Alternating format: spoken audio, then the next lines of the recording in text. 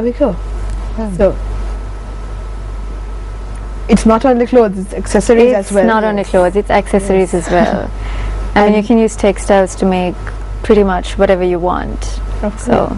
And the color schemes as well. I mean, handloom and batik, when you talk about these things, it's all about the color, I think, that really matters. But let's speak about this design, these designs. Now, this is something that you did recently? Yeah, this was my graduating collection from Academy of Design. And I think this was actually a forerunner to the textiles that I was going to be getting into, because the print that I've done, the print which I designed actually was inspired by just strips of cloth. So that again, it's a very textile oriented way of thinking, and I mean, I was actually specializing in textiles at college also. So I designed the print and also the painting on the dresses. Wow, that looks gorgeous. With the idea of creating an impression of color and texture and surface value on the garments.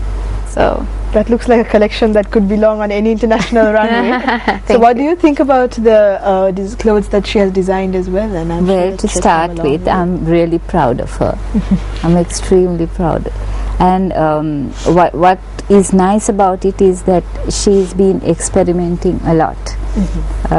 What is not here, I think, is once she did this beautiful Candian sari using the Dumbara mat designs. The Dumbara weave she transferred into hand paint, and she did it on this white silk with a red border, red silk and black design, and it was absolutely stunning. So things like that can be done for anybody. And you know, sometimes I ask people also, you know, when Sri Lanka has so much and there are designers who can do things for you, why are you just going and buying things and wrapping around you can spend the same amount and get the same, you know, something really classic done. So I think it's a matter of turning around the appreciation segment in a human being's aesthetic core, and trying to get people to understand that there is so much that you can do to look grand and to look yourself, and also niche a little, carve a little niche that will make you special.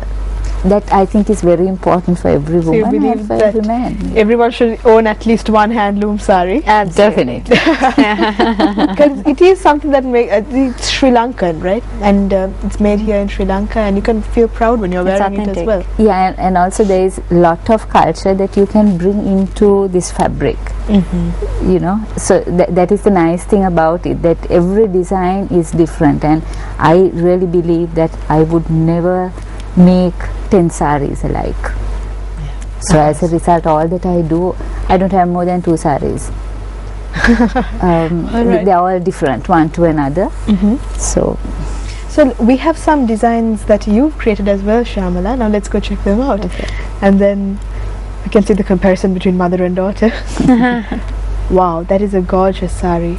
So tell us about, now these are individually designed saris, is it? These are very individually done. They are actually on the same warp, but you can play around with the fabric so much that nobody will even understand what I'm talking about when I say warp, because they are completely different pieces. I see. Yes. So that is what is now what I'm wearing, and that sari are the same warp, but you won't recognize the two. Warp is the thread that comes not horizontal, no, lengthwise. Okay. Yeah, and the weft is the color that goes the other way. You know, the shuttle. I see. Okay. The shuttle takes the color the other way. So there you can do a whole lot of changing. So colors, these are gorgeous colors that you're using now, but are they dyed? The threads are dyed? They are specially dyed for me, and I make very, actually that's where the secret lies. Okay. That share. Yeah, I don't care, because see, it's not like this is something that anybody can copy from you. They might try it, but they can't. Nobody can copy, just as much as I can't copy, and I never do that, because for me novelty is very important. So color, the dyeing of the yarn is really important. But do you feel that now there is sort of a change in perspective and a bit of a paradigm shift where people are actually coming back to Sri Lankan textiles and Sri Lankan fabrics? You do see a higher occurrence when you look at the runway shows now, and especially fashion weeks and things like that. But do you think that people are sort of shifting their viewpoint now? There is a shift, but not to the extent that I would like to see it happen, because people still come and touch the fabric and say cotton you can't wear, it sort of gets crushed, and is this cotton and is this silk and why isn't it light, and things like that. So now people don't understand that light handloom fabrics are all power loom. It's not handloom. It's not handloom. I see. But it's sold for handloom, and people go and buy it for very cheap. And this handloom cannot be sold cheap because a human being is sitting at it for about a week.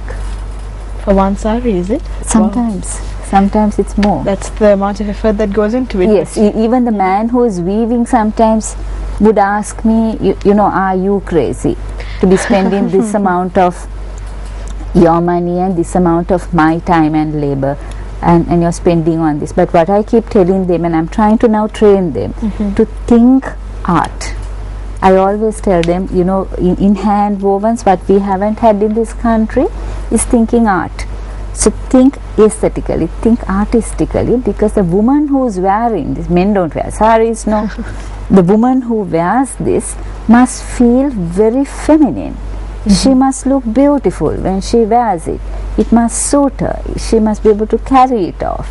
And saris are made for women. So what's the point of making things for broomsticks that look so horrible? There is no point, right? Well said, I think. And do you share the same opinion as well? Now you have a blog that we actually got some of those pictures of the blog. Yes, so I noticed. Do you feel that even among youth, Shyala, that there may be sort of a shift towards coming back to traditional textiles? I definitely think that there is a shift. I think that's mainly because fashion has been given more of an opportunity in the market these days, and there is a boom, and there has been for the last maybe 2 years.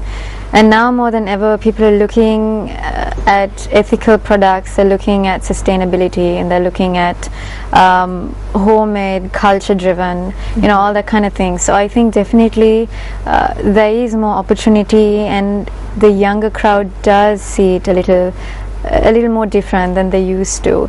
But just like my mom pointed out, it's simple things like even your office wear.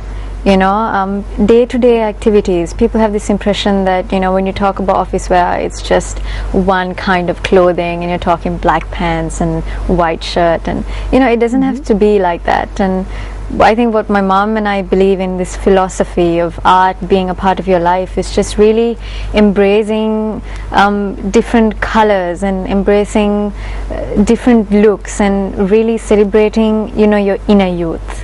Right, because people get so caught up in this monotone idea of what they should look like when they do day-to-day things, right? So that's why I believe the younger society is right now. I think it's growing and there is more opportunity, so come invest. Of course, and it's definitely going to be a worthy investment, I'm sure. And as you said, every lady should have at least one handloom sari, and that is a philosophy that I think is pretty from us. From you. But as you can see now, this side of the studio is very colorful, but we'll be right back with this colorful duo after this break. But before we go, I have to remind you about to like us on our Facebook page. That's www.facebook.com/Good Morning Sri Lanka. Click the like button and stand a chance to win MTV Sports merchandise. We'll be right back. Stay with us on the show.